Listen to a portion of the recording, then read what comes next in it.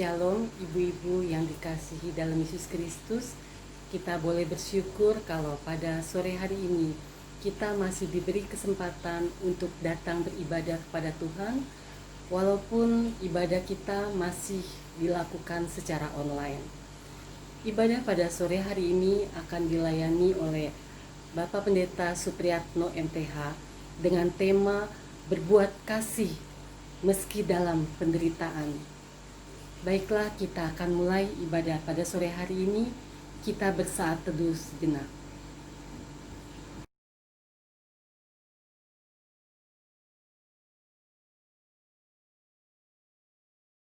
Ibu-ibu yang dikasihi Tuhan, baiklah kita akan mulai ibadah pada sore hari ini. Dan sebelumnya marilah kita berdiri, kita angkat pujian dari PKJ 27 bait pertama dan kedua.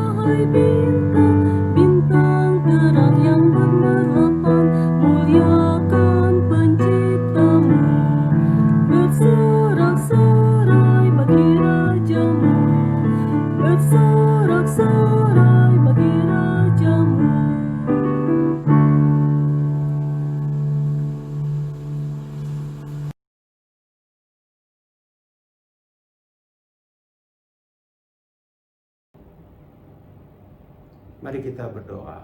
Tuhan, kami menyiapkan hati untuk mendengar firman-Mu. Sampaikanlah kepada kami masing-masing. Dalam nama Tuhan Yesus kami berdoa. Amin.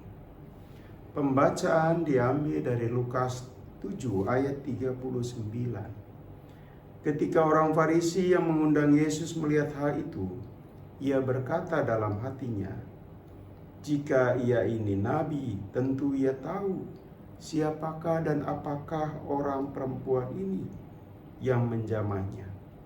Tentu ia tahu bahwa perempuan itu adalah seorang berdosa." Ibu-ibu yang dikasihi, seorang tokoh agama sekaligus tokoh masyarakat mengundang Yesus ke rumahnya. Tentu ini momen langka buat dia. Bisa mendengar langsung, bisa melihat langsung, dalam jarak yang begitu dekat. Pasti dalam dirinya ada perasaan sukacita juga. Tapi itu ternyata tidak berlangsung lama. Karena kemudian ketika Tuhan Yesus sudah di rumah itu, datang juga seorang perempuan.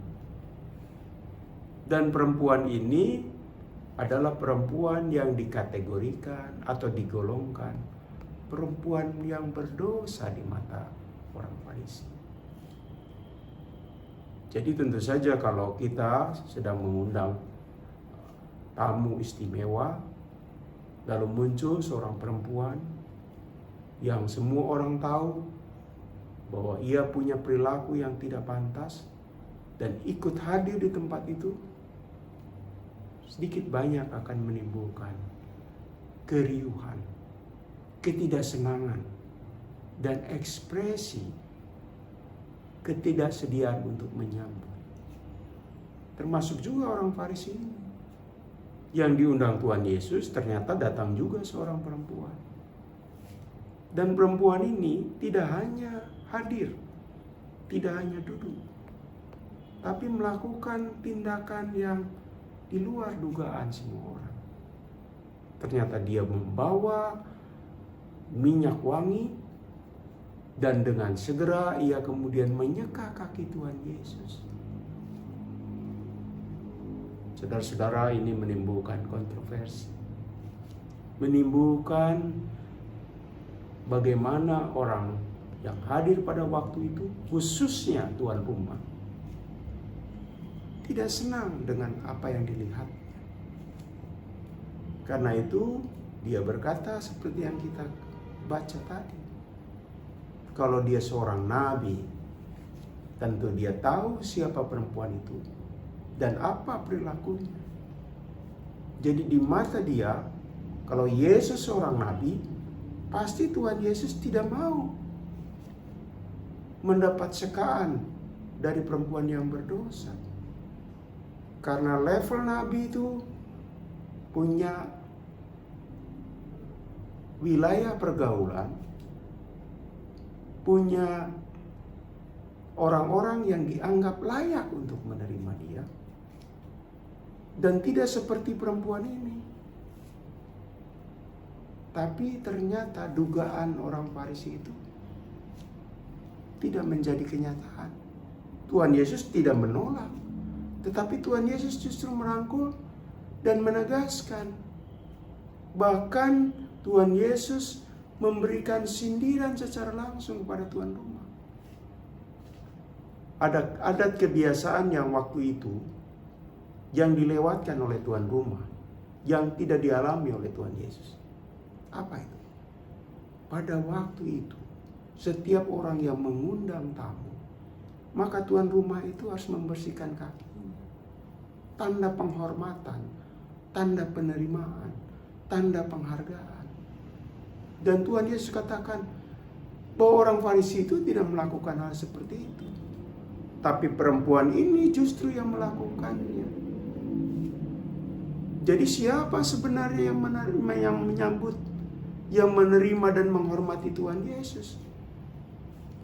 Dengan ucapan itu, Tuhan Yesus mau membuka mata orang banyak, membuka mata orang Farisi, bahwa status seseorang tidak menjamin bahwa dia itu menerima, menyambut dan menghargai Tuhan Yesus. Walaupun dia tokoh agama, walaupun dia tokoh masyarakat, tidak jaminan dia menyambut Yesus walaupun mengundang ke rumahnya. Berbeda dengan perempuan ini.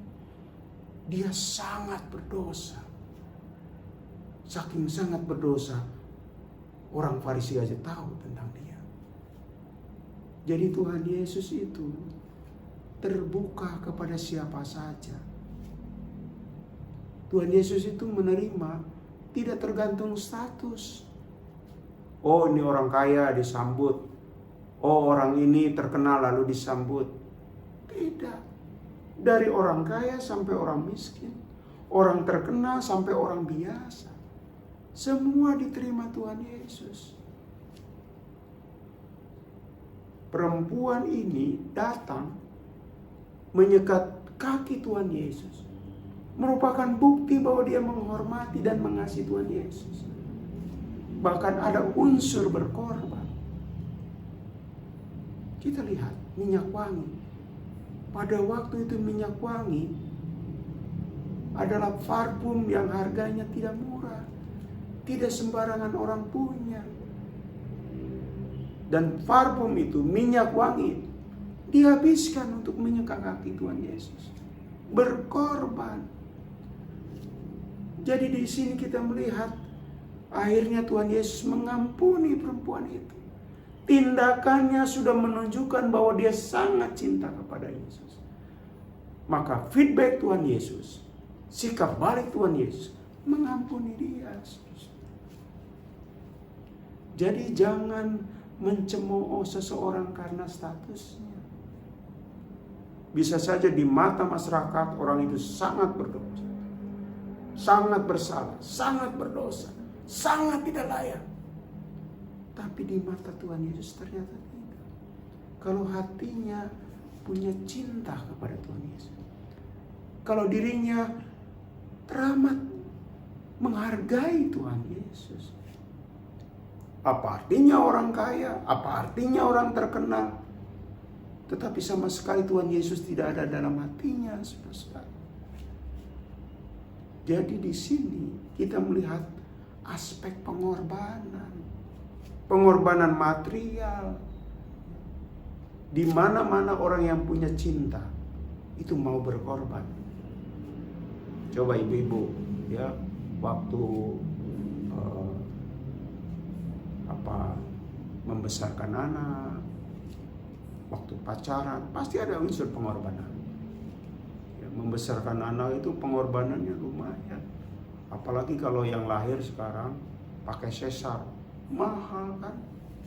Tapi tidak pernah ada orang mengatakan saya menyesal bisa melahirkan anak saya karena harus kerugian material yang sekian besar. Tidak dikatakan. Kenapa? Karena cinta, karena kasih seorang ibu untuk menyambut anaknya. Sama ke gereja juga. Kalau kita benar-benar mencintai gereja kita, sudah berapa banyak kita berkorban. Terlalu kecil pengorbanan kita dibandingkan pengorbanan Tuhan Yesus. Sudah berapa kali ibu-ibu dan saya menyeka kaki Yesus dengan sungguh-sungguh, dengan segenap hati, dengan segenap pengorbanan. Orang Farisi, tokoh terhormat, tokoh agama, kekayaannya pasti lebih besar dari perempuan itu. Tapi orang yang lebih kaya, lebih berlimpah, belum tentu mengasihi Tuhan Yesus. Jangan-jangan malah makin koret, makin pelit, makin kaya. Lihat, dia tidak mau keluar minyak wangi. Justru perempuan yang berdosa itu, yang kekayaannya meskipun tidak dikatakan, pasti dia menabung uang untuk minyak wangi itu. Tapi dia habiskan untuk Tuhan Yesus. Karena itu pada sore hari ini, ibu-ibu, kita jangan berprasangka terhadap orang karena dia berdosa, karena dia bersalah. Di balik itu semua, kita tidak tahu hatinya. Kita tidak paham imannya. Seperti perempuan itu, di mata orang Farisi, di mata masyarakat, di mata orang banyak, dia orang berdosa. Tapi di mata Tuhan, dia layak diampuni. Kiranya Tuhan juga menyambut kita. Kita sebagai orang yang diampuni. Dan orang yang diampuni, kata firman Tuhan, harus juga lebih banyak mengasihi Tuhan Yesus. Harus lebih banyak mengasihi gerejanya. Harus lebih banyak mengasihi sesamanya. Kalau tidak, ternyata kita tidak bisa seperti perempuan orang berdosa ini. Tuhan memberkati. Amin. Ibu-ibu yang dikasihi Tuhan, pada saat ini diberi kesempatan kepada kita untuk memberikan persembahan, tapi sebelumnya baiklah kita mengingat pesan Alkitab yang melandasi persembahan kita, yang terambil dari 2 Korintus 9 ayatnya yang ke-7 sampai dengan ke-8. Hendaklah masing-masing memberikan menurut kerelaan hatinya, jangan dengan sedih hati atau karena paksaan, sebab Allah mengasihi orang yang memberi dengan sukacita.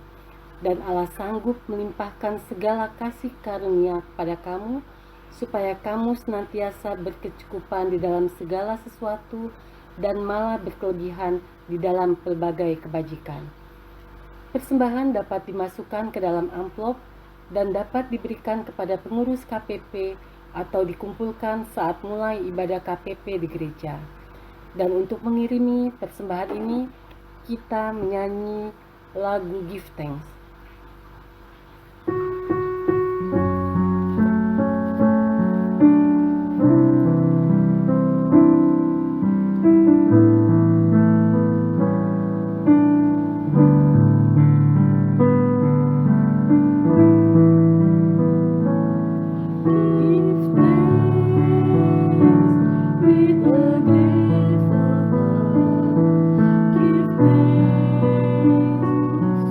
The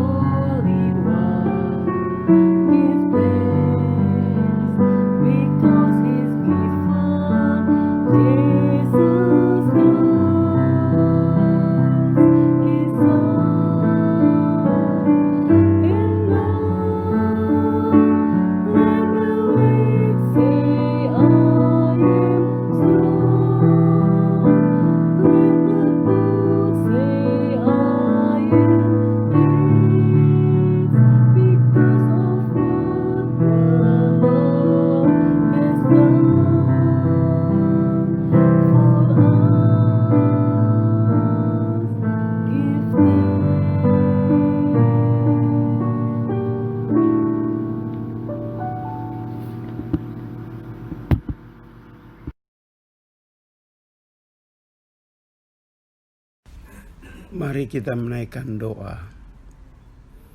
Tuhan, kami serahkan persembahan kami.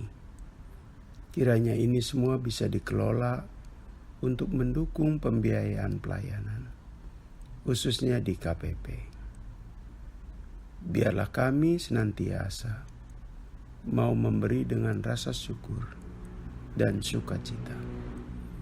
Kami ingin menaikkan doa syafaat. Kami berdoa bagi seluruh warga jemaat GKP Rehoboth, baik yang masih bayi, anak-anak, tunas remaja, pemuda, bahkan mereka yang memasuki lansia. Kiranya semuanya dicintai Tuhan, dilindungi, dilengkapi kebutuhan hidupnya, dan dijaga keamanannya. Kami percaya cinta kasih Tuhan sungguh luar biasa dalam hidup kami. Kami berdoa untuk bangsa dan negara kami. Kiranya di tengah-tengah perjuangan melawan wabah karena virus corona, Tuhan tetap memampukan bangsa kami untuk mengatasi dan mencegahnya. Kami berdoa bagi mereka yang bekerja di dunia kesehatan, supaya mereka tidak terpapar dan jerilelah mereka tidak sia-sia. Kami berdoa bagi keluarga kami masing-masing. Biarlah dalam rumah tangga kami ada damai, ada kasih, dan ada kesejahteraan. Kami saling menghormati, menghargai seluruh warga jemaat dan warga keluarga kami. Dan kami berdoa kiranya cinta kasih Tuhan mewarnai hidup kami hari ini dan hari-hari yang akan datang. Inilah doa syafaat kami yang kami naikkan dalam nama Tuhan Yesus. Di dalam nama Dia juga kami ingin berdoa. Bapa kami yang di sorga, dikuduskanlah namamu, datanglah kerajaanmu, jadilah kehendak-Mu di bumi seperti di sorga. Berikanlah kami pada hari ini makanan kami yang secukupnya, dan ampunilah kami akan kesalahan kami, seperti kami juga mengampuni orang yang bersalah pada kami. Dan janganlah membawa kami ke dalam pencobaan, tetapi lepaskanlah kami daripada yang jahat. Karena Engkaulah yang punya kerajaan dan kuasa dan kemuliaan sampai selama-lamanya. Amin.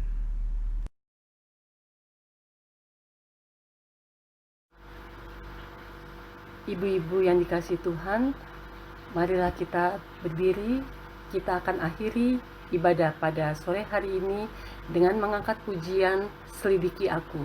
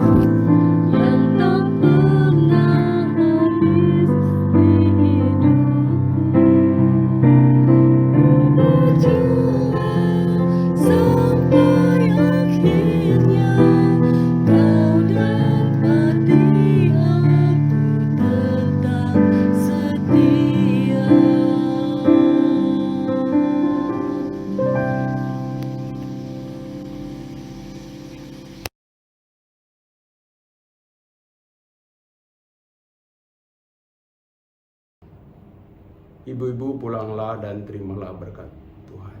Kasih karunia dari Allah Bapa, Putra, dan persekutuan Roh Kudus menyertai saudara-saudara sekalian. Amin.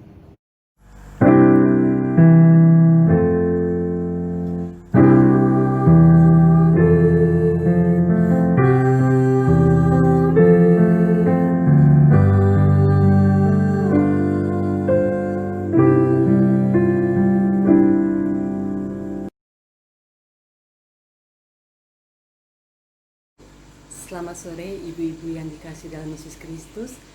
Ibadah KPP pada sore hari ini telah selesai. Kami ucapkan terima kasih kepada pelayan firman sore hari ini, Bapak Pendeta Supriyatno MPH. Dan kita akan bertemu kembali dalam kebaktian minggu yang akan datang. Setelah ibadah ini selesai, masih akan dilanjutkan dengan sharing. Terima kasih, Tuhan memberkati.